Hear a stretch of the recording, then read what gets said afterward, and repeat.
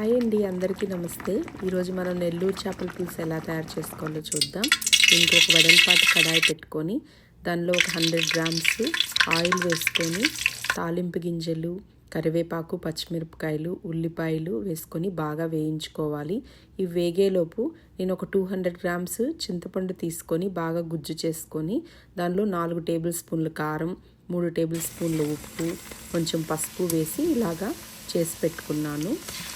ఇప్పుడు మనం బాగా వేగిన ఉల్లిపాయల్లో ఆల్మోస్ట్ 2 కేజెస్ ఫిష్ ఉంటుందండి. 2 కేజెస్ ఫిష్ని బాగా క్లీన్ చేసుకొని వేసుకొని ఒక 2 టైమ్స్ బాగా పైకి కిందకి ఇట్లా తిప్పుకోవాలి.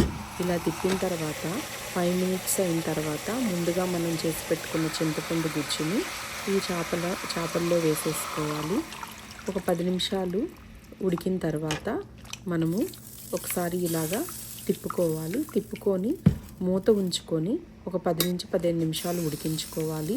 ఇలా ఉడికించుకునే ముందు మీకు కొంచెం ఉప్పు కారం చూసుకొని కారం ఉప్పు మీ రుచికి తగ్గట్టు అడ్జస్ట్ చేసుకోండి. ఒక 15 నిమిషాలు ఉడికిన తర్వాత మనకి ఇలాగా ఉడకపడుతుంది చేపల కూర. పులుసు బాగా చిక్కగా వచ్చేంత వరకు ఒక 10 నుంచి 15 నిమిషాల పాటు మరలా ఉడికించుకొని దీంట్లో మనము మామిడికాయ ముక్కలు కావాలంటే ఈ స్టేజ్లో మీరు మామిడికాయ ముక్కలు వేసుకోవచ్చు. నా దగ్గర మామిడికాయ లేదు కాబట్టి వేయట్లేదు. ఒకసారి మళ్ళీ ఉప్పు కారం చూసుకొని ఉప్పు కారం రుచికి తగినంతగా అడ్జస్ట్ చేసుకోండి. పులుసు చూసారు కదా, చిక్కగా అయిపోయింది. ఇలా చిక్కగా అయిపోయిన తర్వాత 2 టేబుల్ స్పూన్ల ఆవాలు, 1 టేబుల్ స్పూన్ల మెంతుల్ని విడివిడిగా వేయించుకొని దాన్ని బాగా పౌడర్గా చేసుకొని నేను ఈ చేపల కూరలో వేసుకుంటున్నాను. ఆవాలు మాత్రం వేయించిన ఆవాలు మాత్రమే వేసుకోవాలి. లో టు మీడియం ఫ్లేమ్ అడ్జస్ట్ చేసుకుంటూ ఆవాలను వేయించుకోండి, లేకపోతే మాడిపోతాయి.